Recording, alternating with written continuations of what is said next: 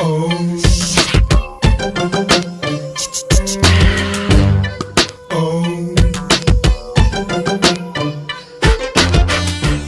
hey!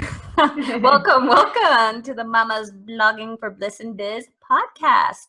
Today we have a hypnotically delightful special guest, Lynnsey Robbinson. And I'm super stoked to have her, but I'm just going to pull up her official bio. My official bio. Yes. So now, of course, here I am fumbling. Here we go. So Lynnsey is a certified clinical hypnotherapist and a money mindset coach who specializes in helping women entrepreneurs all over the world to shift their subconscious relationship with money and clear what's holding you back from abundant success. Hey, here we are. We were talking about... Anyone relate or what? Oh, dude. Yeah, exactly. This has been like a major theme in my life for the last 2 years. So I'm very excited. And right before we hit record, we're getting all like super comfy, cozy, all our separate liquids and oils ready. And we're sharing our little like aromatherapeutic support. And I was saying I got clarity because that's my sponsored smell of the month. But I also have abundance handy. What? I put it in my wallet and on myself. So every time I open my wallet, it's just like abundance. And I want to know what abundance smells like. It smells like patchouli.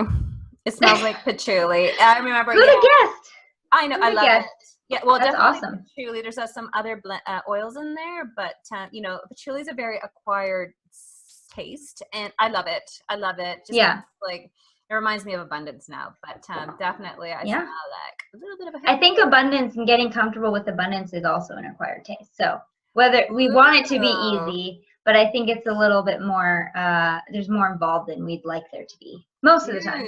That was a smooth segue into, let's hand the mic on over to you. So I'm very excited to talk about this. So how about we begin with you telling us a little bit about how you came to be doing what you're doing today with this amazingly interesting work.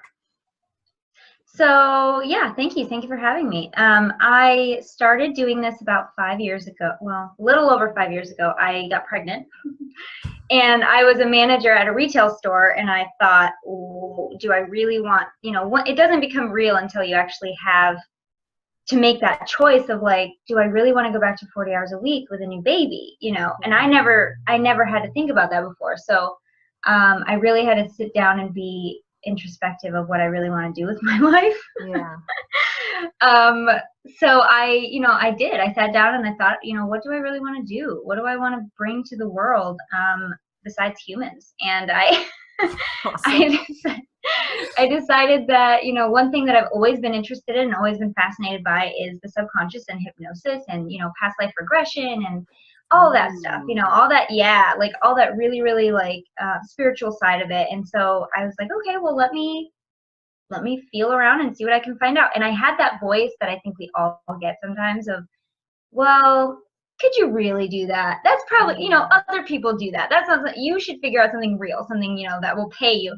And I was like, well, I had to stop. And I was like, why can't I? Like, what is that? Like, what is that voice that tells you, like, why don't you just do the safe thing, Yeah. So that was the first time that I'd ever asked myself, well, why can't I? Because I did. I was always the safe one, So I looked up schools. I looked up, what I would have to do to get my training. And I found this wonderful school that actually was down the street, on the same street in Los Angeles, California, which is a giant city. If anybody lives there or knows or just has ever heard of LA, it's huge. Yeah. It was 2 blocks from where I was working. And I had never noticed it. It's right behind me, the HMI. It's fantastic. If anybody wants to learn hypnosis, go to HMI. They also have a distance training. Anyway, so good to know. So I studied for a year to get my certification. I'm a certified clinical hypnotherapist, and my passion, it checks all the boxes for me. I can make my own hours. I get to do something that I feel so fulfilled and so lit up by doing, helping other people. And I get to hang out with my kids and my husband, and I don't have to like stick to a schedule unless I want to. So it's fantastic. It's just so much fun. And my passion is working with moms and women in general who own businesses and are struggling to find that find that sweet spot of like, yeah, balance and the abundance that they want and making what they deserve to be paid. And I help them get through the subconscious blocks that could be stopping them. So I am not as business savvy as, you know, as probably you, but but I work behind the scenes. I work with what's stopping your subconscious from getting on board with what you want to do. And that's really powerful stuff. Totally. I'm so in awe. I'm so excited on so many levels. When I was anticipating a conversation, I kind of got a little attached just to the hypnosis component because there's so many interesting connotations. Maybe my generation, like the Gen Xer in me, you know, watching, well, first of all, I thought of the Flintstones for some reason, you know, like holding the watch. And then I grew up in Montreal, so I don't know if it's a Canadian thing, but there was these commercials of this guy, and they had this very dramatic music, and him on stage, the man they call Ravine. Have you heard of him? Is that an American? No, I've never heard of him. He's like a on-stage hypnosis guy, and they would show him, he's coming to your town, the man they call Ravine, you know, and then they show him wearing this tuxedo and, telling people you're a chicken, like that type of thing. So it's always kind of been this, like, at first I was thinking, oh, I should suggest that she hypnotize me, but then I got scared. Yeah. So there's definitely this like, the relinquishing control. So maybe there is like another like layer to it. I would love to talk about that because it's one of, you know, I have a YouTube channel, and I know that we talked a little bit before we started recording about it. And if anybody wants to go check out, I have one of my videos is the most common questions I get asked as a hypnotherapist. Yeah. And the first most common is, what the hell is hypnosis? Like, what actually is it? Because there's a lot of mystification. Is that the word? It's mysterious, there's a lot of mystery. There's a lot of misconception. There's a lot of cloudiness around it. And really, at the end of the day, it's the most natural state a human can be in. We go into hypnosis every day, all day, in and out of hypnosis. And all I'm doing is, you know, flipping the light switch to get you there so that you can actually use it to your benefit. I mean, we all know that there are things going on behind the scenes. I mean, riding a bike or driving a car, or even the words I'm using now, I couldn't think of the words. The words I'm using now are like all automatic behaviors. You don't have to think about the words. You don't have to think about how to write the words. You're just doing them because it's a learned behavior.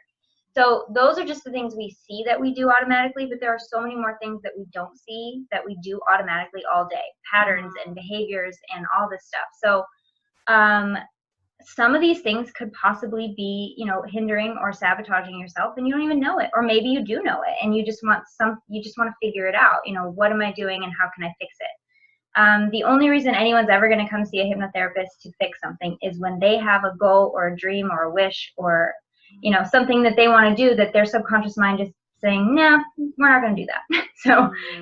So my only job is to get your subconscious on the same team as your conscious, so that they can be working together to achieve whatever goal you want. As far as, you know, the mystery and stuff behind it in the movies and the TV and, you know, what magazines, whatever, it's because of stage hypnosis, which is fantastic. I mean, it's so entertaining, but that's what it is. It's entertainment. And what I do is a little bit different. You're actually in more control when you're in hypnosis than you would ever think, because, and I'm going to give you a kind of a metaphor. This is what I use with my clients because it just seems easiest to me to kind of relate it to. As a hypnotherapist and somebody who's experienced hypnosis, God, probably a million times at will. But I mean, you kind of during my training, you're just constantly going in and out, practicing on each other and stuff. But it's kind of like, and the easiest metaphor I can think to this day is, it's kind of like when you go and get a massage, like a back massage. You go to a masseuse, you're laying there, you're completely vulnerable, you know, you are being massaged by this person, but you're so comfortable and you know you're so safe that you know, you could get up and walk out of the room if you wanted. You could, you know, say, okay, that's enough, I just, you know, I'm done. But you wouldn't, like, why would you? Even if you're getting one in your house, like, why would you? You know, you're safe. You're in a very, you know, safe environment, and it's so comfortable. Like, you have no reason to do that. So yes, in a hypnosis session, you could get up and walk out of the room and end the hypnosis session because you are in complete control. You know, I'm not taking over your mind or your body. That I don't profess the skills to even know how to do that, and I wouldn't. But all I'm doing is getting you to a little bit more of a receptive state in a clinical setting to get you to realize and figure out what's going on so that you can find the best next step. It's never me deciding for you. It's never my plan. It's never my agenda. It's always, you know, what do you want me to say to you? And I'm just going to say it when you're in that receptive state. Does that make sense? Did I answer your question? Oh my God, absolutely. No, that is totally intriguing. And I totally want to get hypnotized by you right now, but not at this very moment. But no, you want to try it? But we'll try it off. We'll try it off camera. Yeah, you can just give me a review or something. Okay, totally.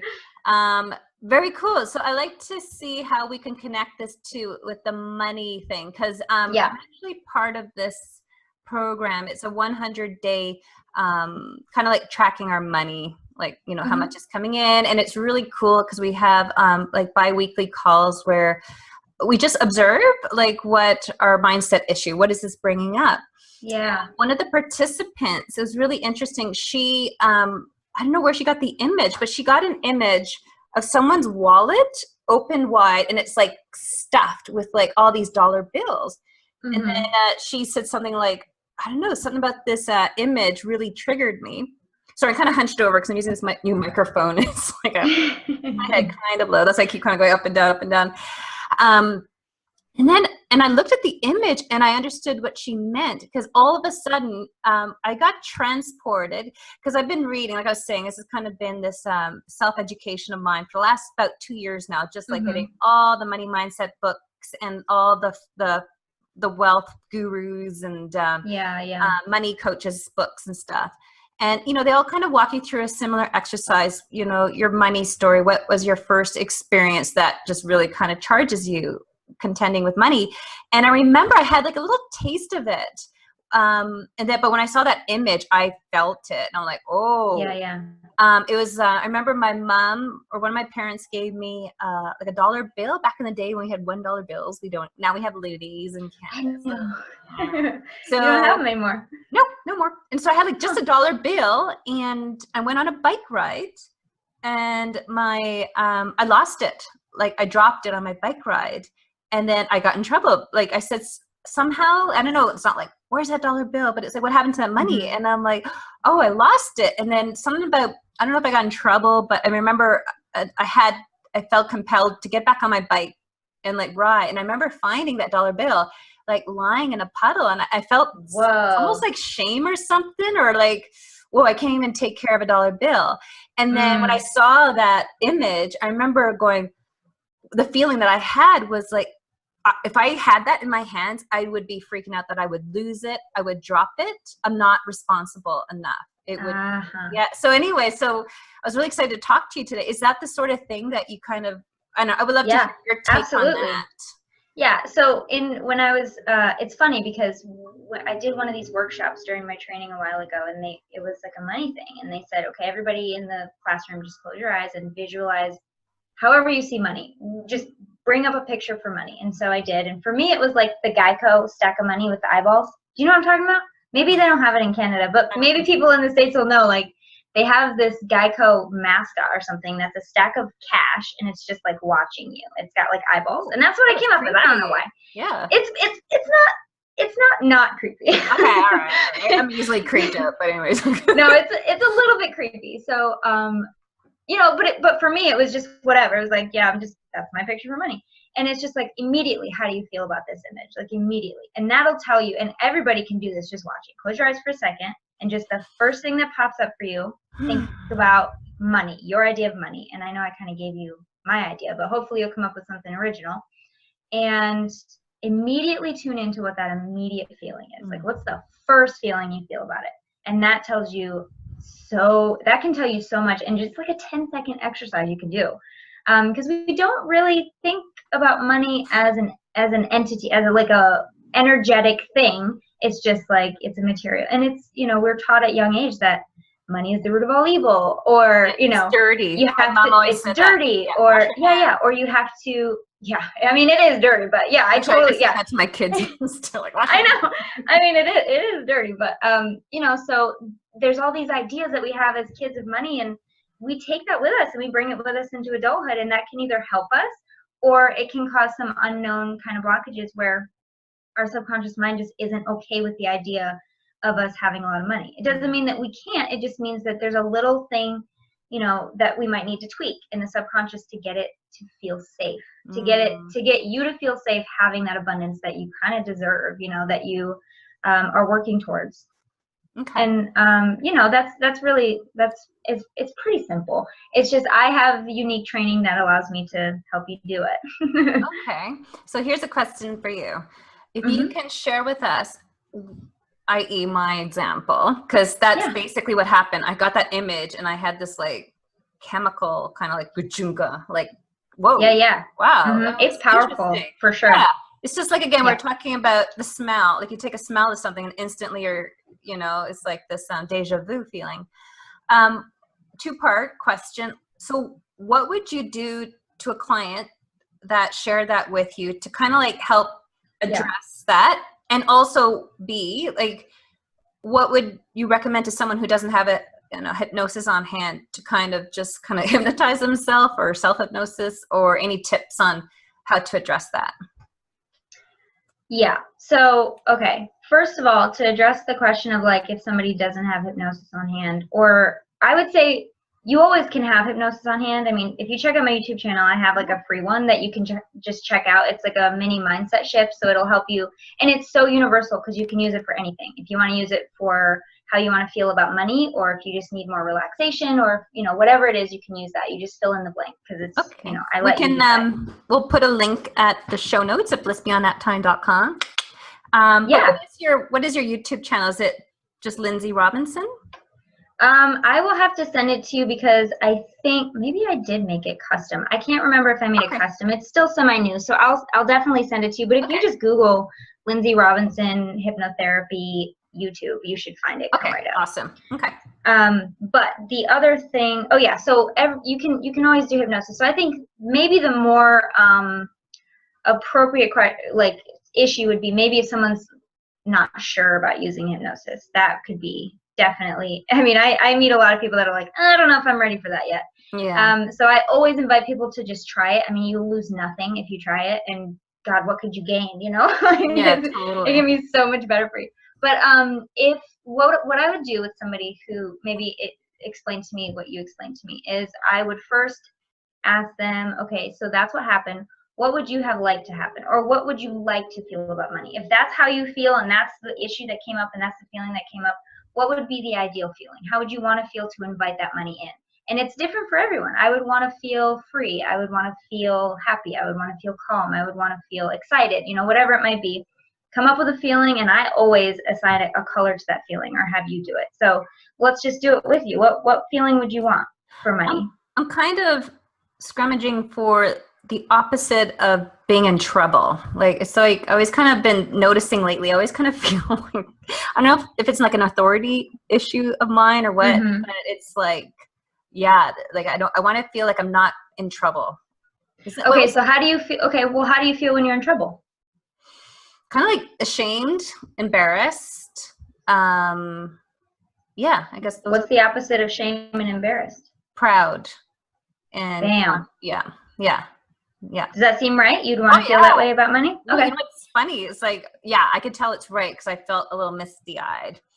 Yeah. See? And that's how you know if you have an emotional reaction, or at least the feeling that you might have an emotional reaction, it's probably the right way to go. Well, plus there's been a lot of forest fires here, so there is a little smoke in the air. So I don't know if it's just my eyes stinging. We'll go with the emotional reaction. We'll see. I know. I got something in my eye. Hold on. So confident, proud. What color is that? Oh, wow. There's always a color. Purple. You'll find a color. Purple. Yeah. You know what? It's funny. Purple's the color of royalty, and gosh, are they proud, right? Yeah. So purple. I would probably, and this isn't an actual session, so I can't actually put you in, but what I might do is I might, invite you, and anybody can do this, come up with a feeling, come up with a color for that feeling, sit in a quiet space, close your eyes, visualize that color like filling your entire body and relaxing you at the same time. As slow or as fast as you want, but the slower the better, because that'll get you into a nice receptive state. And the whole idea is not getting rid of what you don't want. The idea is to attract what you do want, because we don't even want to go there with what you don't want. We don't even want to focus on it. We want to get to what you actually do want, what you're inviting into your life, and we're going to fill up your whole body with it, and just like see if you can allow yourself to just pretend, or just go with the flow for a minute if you have to, and just like pretend what it would feel like if that feeling just filled your whole body and it was as real as can be. And if you need it more, if you need it more in a certain part of the body, like sometimes people need it more in their brain because that's where they feel it lacking. Some people need it in their heart. Some people need it in their stomach because they feel nerves, or they feel, whatever they might feel around it. If there's a certain body part or a certain spot in the mind that you need to put it more, just imagine it being extra saturated there. Color is so powerful. The emotion is so powerful. Make it as real as you can, just use all your senses, because that's really going to get you into a much deeper state. So I would do it with you in the session. It's way more powerful if you can just kind of let go and let me do all the work. But this is my client impression. This is what they do. That's awesome. I just got a brand new chair like yesterday or the day before. Oh, really? And we're all taking turns like playing like psychiatrist, because it's one of those that you lean back. Yeah. So when we do our session, I'm going to lie down on that, and that's when I'm going to. You were supposed to get that chair because you're supposed to use it for hypnosis. I have no doubt in my mind. Whoa. Because that is just weird timing, don't you think? That's pretty deep, dude. Yeah, for sure. And the kids, that was anyways, long story how we got it. It was really like a fluke as well. So yay. See, there are no flukes. Yeah. So I would just tell someone to find a quiet spot, be alone for 5 minutes. If you can't do 5 minutes, do 60 seconds. It will never ever harm you. It can only do good. So find somewhere, use that color, get that emotion, and just see how you feel after. If you feel better than when you started, that's all I can ask for, Okay, I'm totally having like a triple whammy thought here. Like, I remember when I was in junior high, and you could still buy it in Nelson, because this is Nelson, the hippie central of North America. You can get those baths that are in colors. Have you seen those? It's like, I have. Yeah, they're like bath salts or something. They come in these like dissolve from the 60s almost, like these really groovy packages and different colors for the different chakras. But I remember I even bought it when I was in junior high, just so I can take a colorful bath. But if I got the purple, and if I got an app on my phone for my essential oil, like for every single emotion and you could possibly imagine. If I like looked up pride or I don't know, we'll see what it comes up with, or confidence, or anyways. I put those oils and that color and I'll keep the video off and I'll just like I don't know if you want to invite me into your bath time, but definitely, I think that would be great. Cool. And it's just something simple. The sessions that I have with my clients go much deeper. We talk about a lot more stuff that can get me to create something a little bit more personal and more powerful. But if you're just looking for something like something you can do every day in 5 minutes, do it. I mean, it's so powerful. We have so much more power than we give ourselves credit for. And I know that you know this already. I'm sure a lot of people watching know this. And this is just one way to kind of tap into that power that you already have. Yeah. That's all I do. My God. This is so awesome and so like powerful and accessible, and such a great reminder. Like, my whole platform is built around Mama Bliss, and it's very parallel, and there's so many parallels. Like, even we were talking about before we hit record about my immediate association too with hypnosis is birthing. It's birthing. It's just, and so we're joking how it's, you could hypnobirth your business. Hypnobirthing. Yes, I like that. And then hashtag hypnobirth your business. Ooh, www. Did we just create something? Oh my gosh. You do the business side, I'll do the hypnosis. Okay, all right. Cool. Team dream. Hashtag. And it was so interesting because I just dropped my son off at a play date, and what happened? The dad of the kid who's hosting, I guess. I was just saying, okay, my son just had a swimming lesson, and I told him, like, I don't know what's up with this kid, but he has this fear of water. So he is 8, and he still won't even, like, if I give him a bath, he just needs to, every time there's a drop of water, he has to like dry off his whole hair. And yeah, so I'm like, okay, little man, this is a very important life skill to have in this world. So I signed him up for private swimming lessons, like boom, boom, boom, for 2 weeks. And the next 2 weeks, every day. So he's making great progress. That's but awesome. it was interesting. The dad, that's what he said. He's like, past life issue or something. I'm like, that's what I was. Oh my gosh, are you kidding me? That was today? Yeah, right before. So I dropped Kayla. Then I went to the stationery store and oh my gosh, because I got lost in my happy place and got lost in a rabbit hole. Yeah, so then I just got home from that conversation, essentially. So wow. Yeah, when I started I specialized only in past life regression. Oh my god, that's my thing. That's my favorite thing. One of my favorite things to do. Oh my god. Yeah, definitely. So cool. Because that could definitely too. Also, I'm just wondering, because after I had my son, actually, I had like a little bit of, I never got diagnosed, but I think postpartum anxiety. I just really felt like before I had kids, I was pretty proud. There we go. Yeah. Just being really like fearless. You know, my husband and I, we would go rock climbing. We would like go to like these crazy parties, just like fearless. Like I felt invincible. And then with kids, especially with my second, I just felt like, like really worried about, you know, the future of the world and my kid's safety and da-da-da-da. Oh my gosh, yeah. And I worked with a body worker, and I just was like, I don't know what's going on. And she even suggested a past life thing, right? Interesting. Because she said, you know, back in the day, it was quite common for women to lose their children. So like, so it's just, we're so blessed at these times. We have the resources like medical, etc.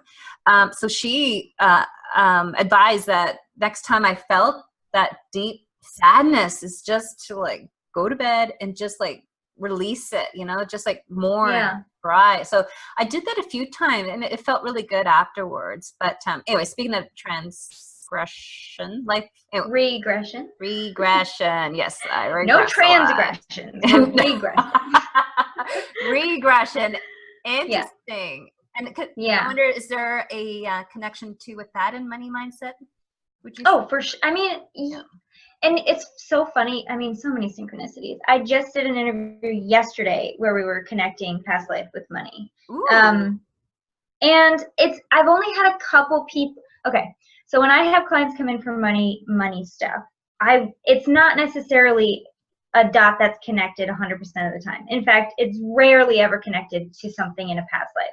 It does happen though. So if I'm working with a client and they just can't figure out what's going on, nothing has happened, they don't have a crazy relationship with money in this life, and they're just like, I don't know what's going on. And so I might suggest, if I know they're open to it, I'm never going to push it on anybody who isn't like, you know, open to that idea. I say, you know, if you want to try it, I mean, it can't hurt. We might as well just, if you want, you know, go see if there's something else in your life that you possibly could have lived in the past. And they always say yes, because it's fascinating, and they, you know, why not? They want to learn more about themselves. So once in a while, I mean, it can definitely be a case. I had, if I could share one story. That'd be awesome. Yeah. With confidentiality, of course. Yeah, I had a client once. Well, I won't say a name. I had a client once named Lola. Sure, Lola XYZ. Okay. And they came in, and you know, it ended up being a case where, let's try it. Let's do a past life and see what comes up. And they ended up being you know, and they always say like, well, everybody's famous when they weren't famous. They were a regular person, but they were well off for the time, you know, and they had, you know, a lot of means and servants and things. And I think it was in like the 1700s. I think I've done so many. I'm pretty sure it's in my notes somewhere, but I think it was like in the 1700s. And at some point, they were robbed, and the whole family took everything. Wow. I mean, that'll cause some money issues for sure. Absolutely. They took everything, like the whole. I think the client was gone at the time because he ended up coming home and seeing it, like everything gone and the family gone and everything, and it just like, yeah. Was it male or female? This was a male. Oh, okay. So in his past life, he was a male again. Yep. Okay. And it can go that way. It doesn't, I mean, obviously doesn't always go that way. I'd say it's 50-50. Oh, interesting. Obviously, yeah.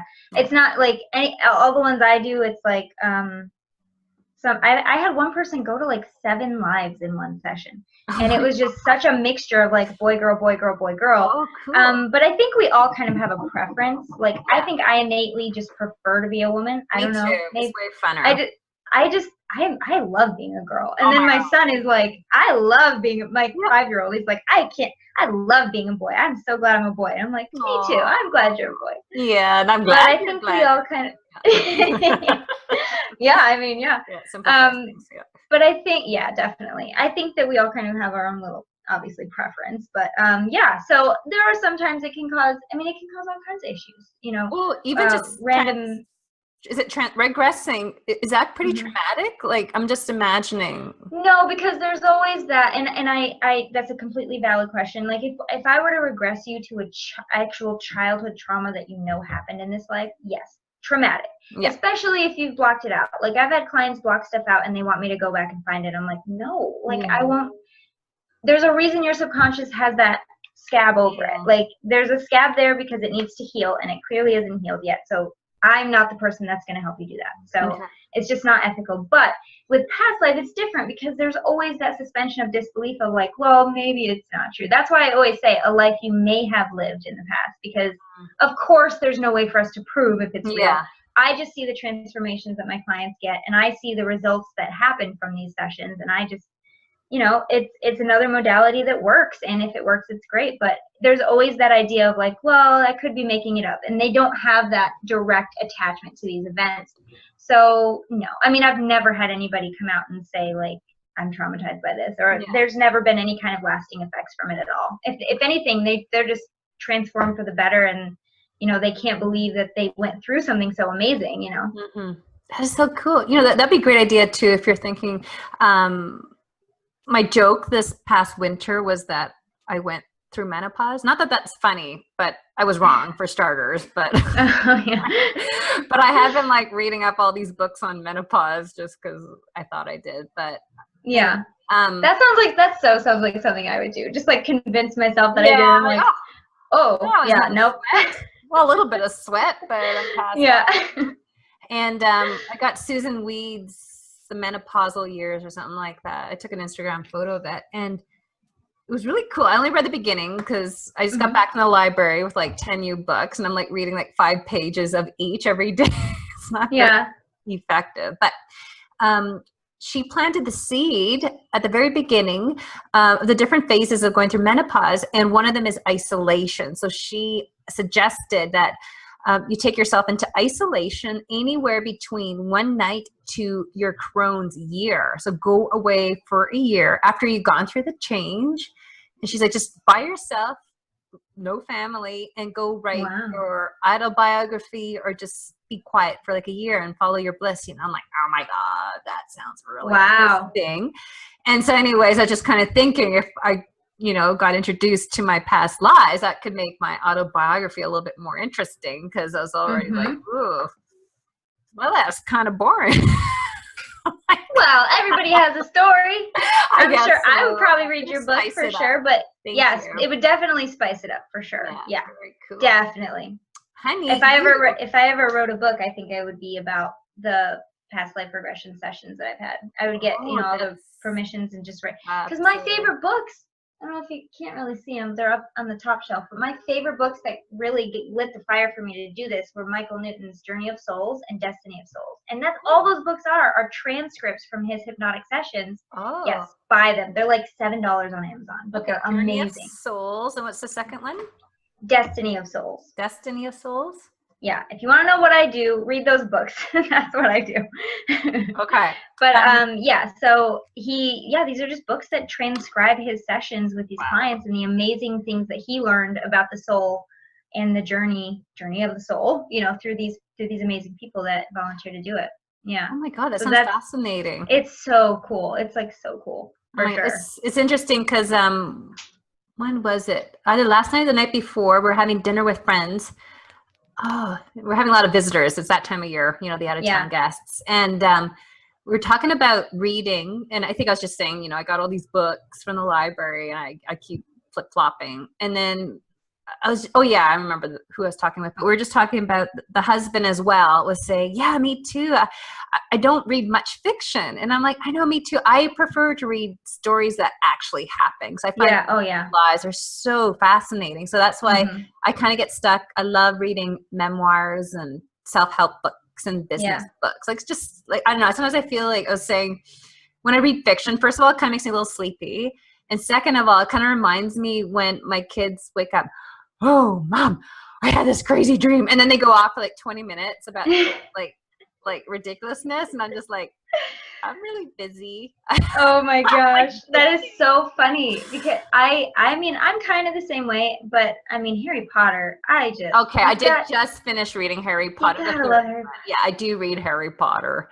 And Harry Potter is like the exception to every rule. It's just fantastic. And then actually my daughter and I we're reading it simultaneously and then kind of like a book club. And then we watch the movie together. So we're going to watch the third movie, but apparently I watched it first because it's a little scary.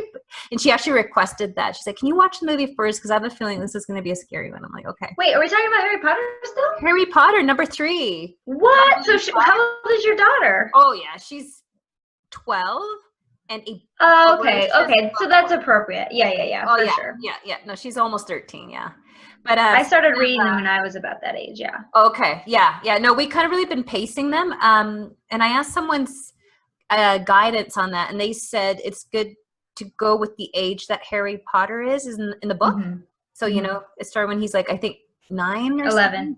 Oh, really? He just turns 11 for year 1. Okay, because my son wants me to read it, and I'm like, no, we have to wait until you're Harry Potter's age, and he's okay with that. Yeah.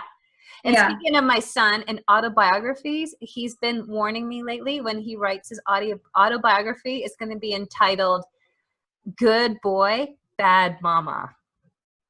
Wait, are we talking about the 8-year-old? Yeah.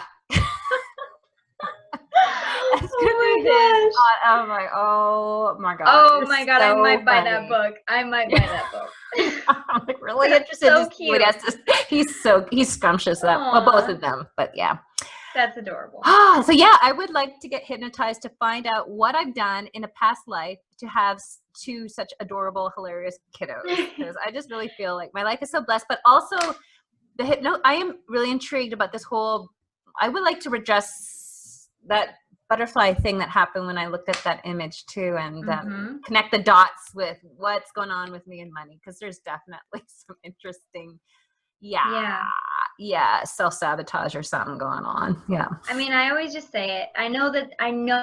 Trust me, I know there's a lot of stigma around hypnosis. I get it. I had the same stuff when I first started. I was very curious about what it actually was. And I would just, there's nothing wrong with trying it out. I mean, if I damaged every person I worked with, I wouldn't have a job. So if anything, there's a good thing right there. There you go. No, I trust it.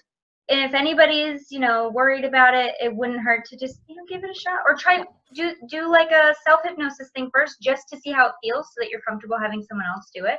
Absolutely. But yeah, I think you could figure out, we could figure out a lot of stuff about what's going on for sure.